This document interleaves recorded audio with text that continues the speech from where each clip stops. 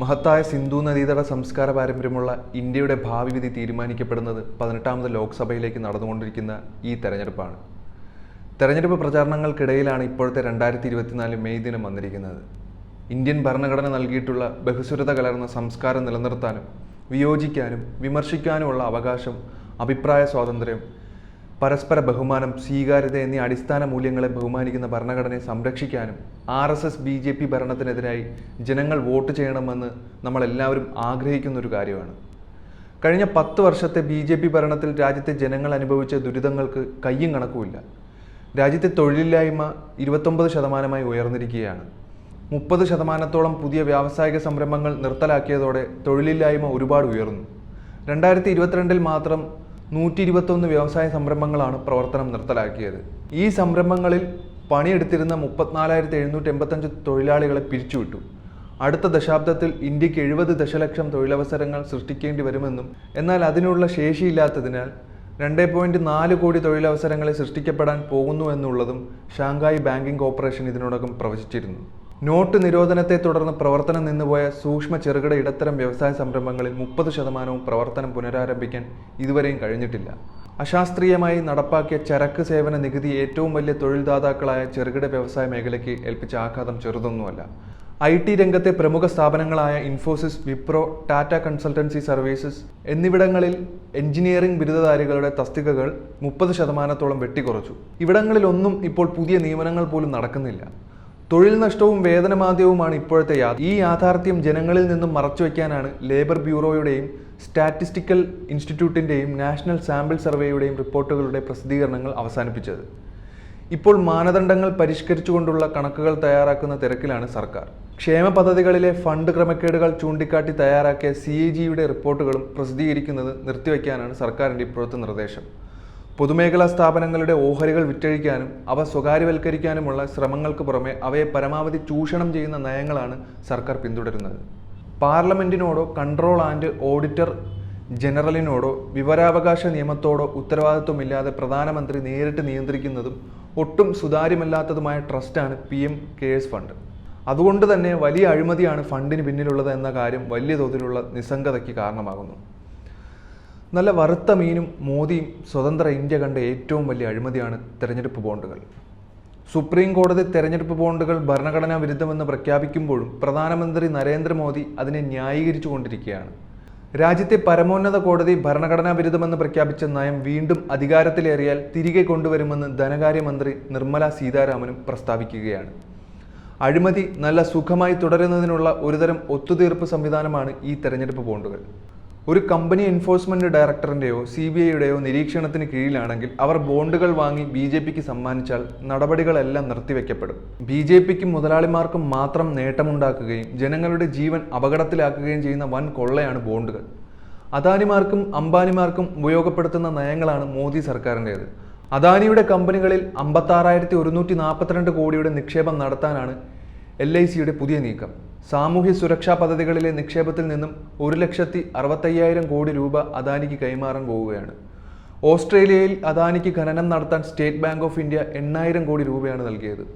ആ കരാർ ഒപ്പുവെച്ചത് പ്രധാനമന്ത്രിയുടെ സാന്നിധ്യത്തിലായിരുന്നു. അംബാനിയും പ്രധാനമന്ത്രിയും ചേർന്ന് നടത്തിയ റഫേൽ യുദ്ധവിമാന ഇടപാടുകൾ മുഴുവൻ പുറത്തായിരിക്കുകയാണ്. കൽക്കരി ഇറക്കുമതി സംബന്ധിച്ച നിയമങ്ങൾ 3 തവണ മാറ്റിയെഴുതി അദാനിക്ക് 850 കോടി രൂപയുടെ ലാഭം ഉണ്ടാക്കി കൊടുത്തു. അദാനി കമ്പനികൾ ഉൽപ്പാദിപ്പിക്കുന്ന വൈദ്യുതിയുടെ 75% ആശ്രയിക്കുന്നത് ഇറക്കുമതി ചെയ്ത ഈ കൽക്കരിയെയാണ്. ഇത് നമ്മുടെ പൊതുമേഖലാ കൽക്കരി കമ്പനികളെ തകർക്കുന്നു. തുറമുഖങ്ങൾ, റെയിൽവേ പ്ലാറ്റ്ഫോമുകൾ, യാത്രാ തീവണ്ടികൾ തുടങ്ങിയവയെല്ലാം സ്വകാര്യവൽക്കരിക്കപ്പെടും. ആയുധ നിർമ്മാണശാലകൾ പോലും കോർപ്പറേഷനുകളായി മാറാൻ പോവുകയാണ്. വിദ്യാഭ്യാസ രംഗം വാണിജ്യവൽക്കരിക്കുകയും വർഗീയവൽക്കരിക്കുകയും ചെയ്യുന്നു. സ്വകാര്യ കോർപ്പറേറ്റുകൾക്ക് നേട്ടമുണ്ടാക്കാൻ പൊതുജനാരോഗ്യ സംവിധാനങ്ങളെ ദുർബലപ്പെടുത്തുന്നു. കുടിവെള്ളം, ശുചിത്വം തുടങ്ങിയ അവശ്യ സേവനങ്ങളുടെ അഭാവം വ്യാപകമാണ്. അദാനി കമ്പനിക്കെതിരായ ഹിൻഡൻബർഗ് റിപ്പോർട്ട് പാർലമെന്റിൽ ചർച്ച ചെയ്യപ്പെടാതിരിക്കാൻ പ്രധാനമന്ത്രി നടത്തിയ ശ്രമങ്ങൾ തന്റെ സുഹൃത്തിനെ ക്രിമിനൽ കുറ്റങ്ങളിൽ നിന്ന് രക്ഷിക്കാനായിരുന്നു. അതേസമയം രാഷ്ട്രീയ എതിരാളികളെ നേരിടാനും ഉപദ്രവിക്കാനും ED, CBI, UPA, NSA, NIA എന്നിവയെ ദുരുപയോഗവും ചെയ്തു.